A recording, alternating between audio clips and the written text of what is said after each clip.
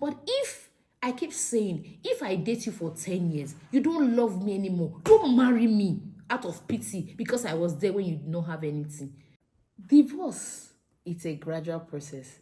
Before one can decide to divorce a partner, he or she should have seen a lot of things. Corrected, mentally drained, tired, and says, oh, I won't be free. Divorce only happens in marriage when one partner or both partners feel they are in bondage. And what causes that? Many things. I will just say few points. In my opinion, like I will always say, number one thing is the love bank is empty. Love is give and take. Service me, I service you. That is what love is. Do you know there are little things that your partner is complaining about today that you are ignoring? There's a way you think someone loves you and overlook a lot of things. But those little things that he or she complains about, can you please find time to work on them? If you know you cannot forgive me, then let's go our separate ways. Hey, some of you will say, Judy Kingsley is supporting divorce. Men, in some cases, it's better we go cool off. Think about it. Am I going to continue with this? Now, let's look at the case that is just woven around the internet. Annie Macaulay and Two-Face DPR. Sometimes, for me, I know some of you will come for me. I just know my comment section is going to be bubbly. Some of you will insult me. I just feel that the reason why Two-Face married her shouldn't have been the only reason. Because I was there for you. Yes, I understand. But if I keep saying, if I date you for 10 years, you don't love me anymore, don't marry me out of pity because I was there when you did not have anything. Some of you or some of us know how to actually stay in that love for that 15, 20 years. We're still there. But do not marry me out of pity. Do not marry me. All of us, we know how Two-Face's story is. He has children everywhere. Me, I used to praise Annie that she tried. If it's me, in my opinion, I will not marry him.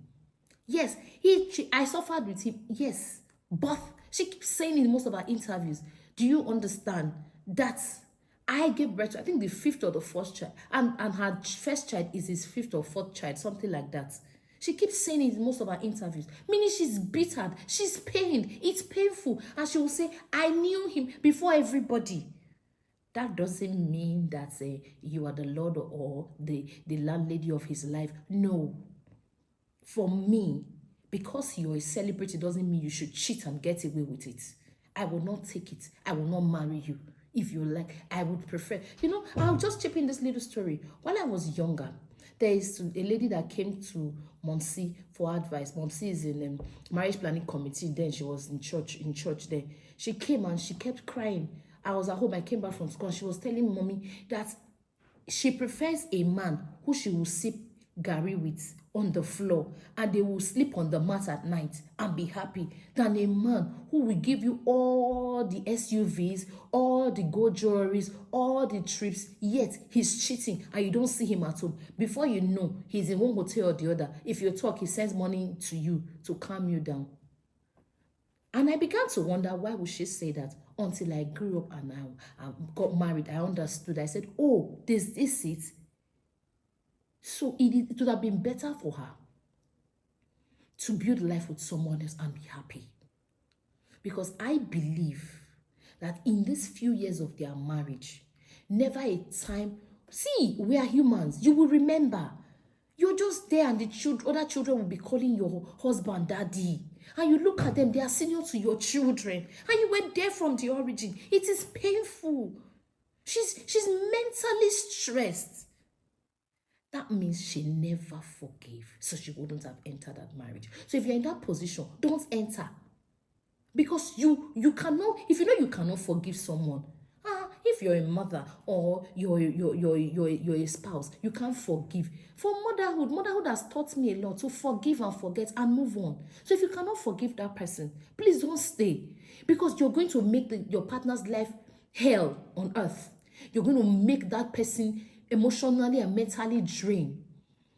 That's why, I don't know, I saw some of his interviews. I think the brother also said she used to hit him with a lot of things. Sometimes he might just do a little thing. She remembers, oh, this lady, this man that did this thing, my child is not the first. After everything we have gone through together, she'll just begin to throw things. There are people who vent their angers on destroy things or hitting the other person or see the other person bleed.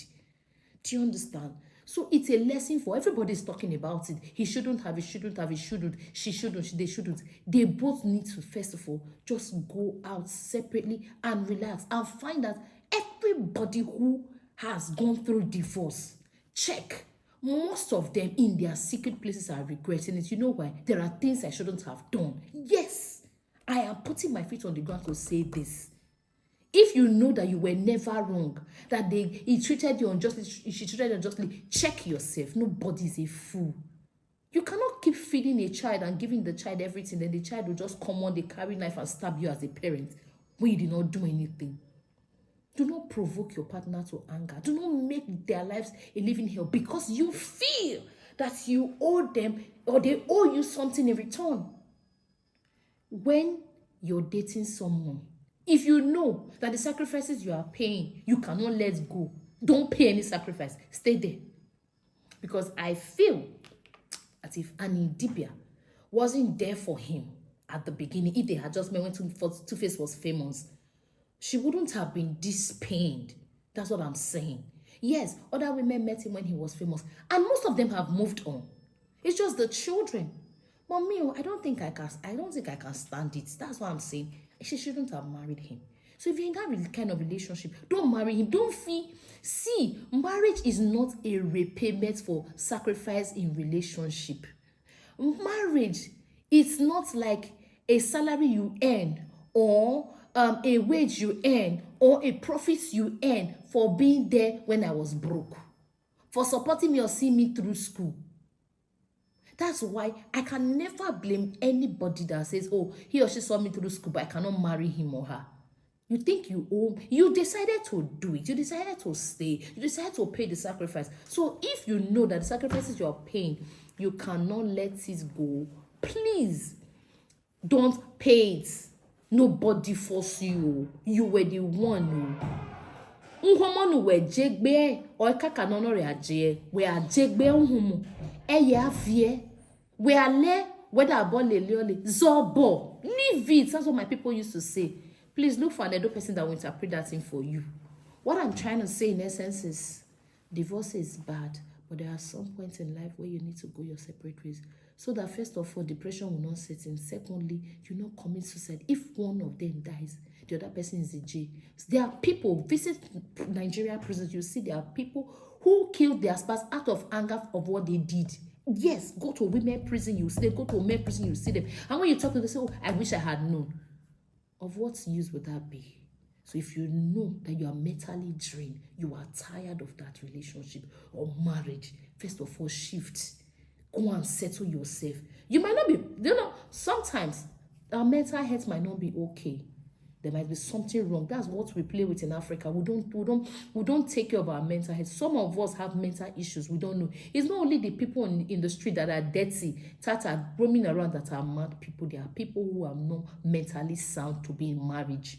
Yes, I say it and I'm saying it again. So if you are here trying to say, Two-Face is wrong, Annie is right, Two-Face is wrong, you check your life and correct it. I try to learn from other people's mistakes. Please do the same. And the Lord, who has instituted marriage right from the beginning of or the days of Adam and Eve, will help us heal our broken hearts. And with the wisdom of the Holy Spirit, God is going to help us to make the right decision, as I will always say. And we'll live happily ever after. That's my concern always. Whether you're separated, whether you're married, whether you're divorced, your own. My husband will always say, make yourself happy first. Share your story with us. A lot of persons are learning from the stories you guys are dropping on my DM. A lot of people are calling, people are chatting me up, people are, ma, I love this, I am in this situation, so I got this from this story. Please share. Problem shared is problem half solved.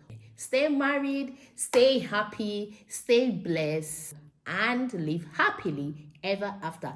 It's always Judith Kingsley. See you again next time. Bye-bye.